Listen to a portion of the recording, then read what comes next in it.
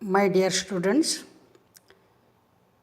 for this semester, I am going to handle Biotechnology part of paper 6 for 5th semester, Bangalore Central University. Welcome to my today's class. Today, we shall have a discussion regarding Introduction to Recombinant DNA Technology, or popularly called RDT. If you want to have an overview of major steps involved, you have to go about like this. Basically, recombinant DNA technology is a technology which involves lot of techniques to be learned, but before knowing all techniques in detail and the procedures in detail, it is better to have a bird's eye view regarding the entire technology. How do we define recombinant DNA technology? Basically, it is a methodology where biological peculiarities of bacteria, phages, and viruses, and animal cells, then structural peculiarities of plasmid DNA, phage DNA, viral DNA, and functional peculiarities of many a type of nucleic acid modifying enzymes are exploited for the genetic manipulation of organisms. From the definition, you can know that basically it involves genetic manipulation of an organism for the benefit and welfare of humans. To do this genetic manipulation, what all you are going to do?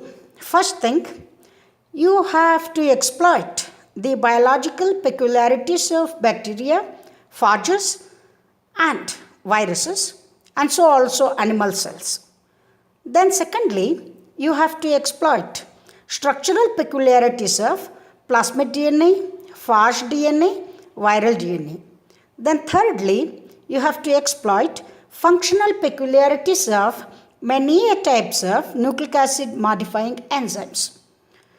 So by doing all this, your basic aim is to finally manipulate the genetic constitution of an organism so as to have a different organism with special properties. This is what exactly is done in recombinant DNA technology.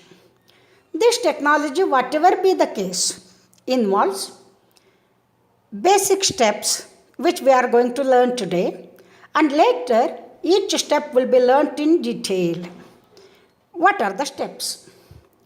The entire procedure of RDT may be classified into the following 5 steps for our convenience in description and on the basis of the chief activity performed. Number 1, isolation and identification of desired gene or DNA fragment to be cloned. So you have to isolate the genome, and if there are so many genes in that, you will be aiming to identify and isolate a particular gene which needs to be cloned. By now you must be knowing that recombinant DNA technology was earlier called gene cloning. Okay, so you will isolate the genome. In that total sum of genes, you will identify a particular gene of your choice and isolate it. This is the first step, so that your gene to be cloned is ready. Second step, insertion of this isolated gene in a suitable vector. I'll tell you in next coming classes what exactly the vectors and how they are designed, how they are utilized for this purpose. Right now you just remember, once you identify and isolate the desired gene, you are going to insert it in a suitable vector. And all this is being shown in the diagram below.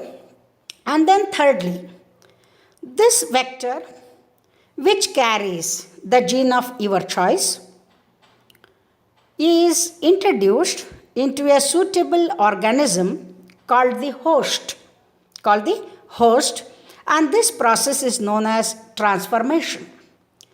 And once you are sure that you have inserted the vector into the host, all host cells wouldn't have taken the gene of your choice. So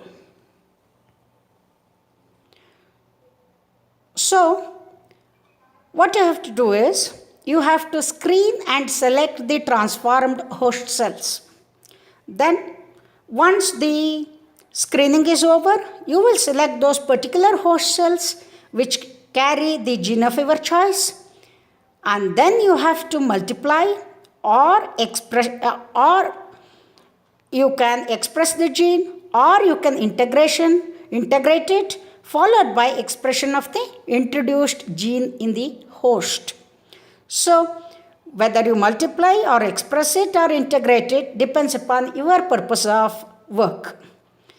What all I have told you: identification and isolation of desired gene, then insertion of isolated gene into a suitable vector, then introduction of this vector into a suitable organism or the host, and selection of the transformed host cells, and further multiplication or expression or integration depending upon your purpose. So these are the basic steps which are involved in a recombinant DNA technology experiment. Same steps I have put it in a schematic diagram form. Here is the donor cell where you have extracted the genome. There is a particular protocol for that. And when this donor cell DNA needs to be fragmented, there are again different methods, either by mechanical shearing or by the use of restriction endonucleases, which I am going to teach you in the next class. Finally, you will get random DNA fragments, and one of the fragments may contains the gene of your choice. On the other hand, you have the vector DNA. Again, I am going to teach about vectors in detail in next coming classes. On one side, you have vector DNA ready. On the other side, you have DNA fragment, random DNA fragments, and both of them are joined, joining this DNA fragment to the vector. This can be done by either ligating cohesivans or ligating bluntins or homopolymer tailing.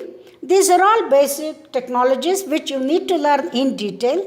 In this class, I am just giving the overall picture, bird's eye view, so as to what exactly is done in recombinant DNA technology experiments. Then you will get the DNA fragment of your choice being ligated with the vector.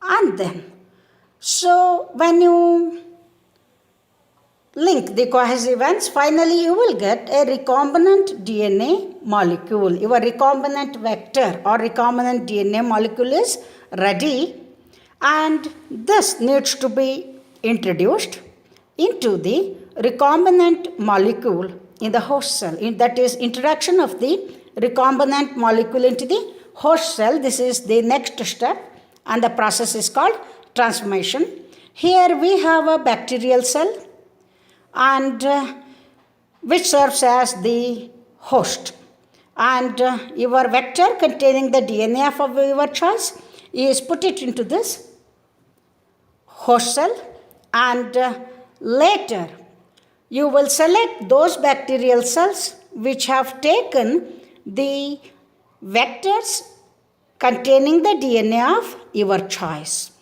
Then next step is selection, which can be done either by nucleic acid hybridization or direct phenotypic selection or immunological methods or hybrid arrest translation and hybrid release translation. So these are the basic steps involved in any recombinant DNA technology. So students, right now just remember the basic steps and the definition. Do try to learn about the biology of bacteria, phages, and viruses, and then do try to understand about plasmids, then viral DNA structures, fast DNA structures.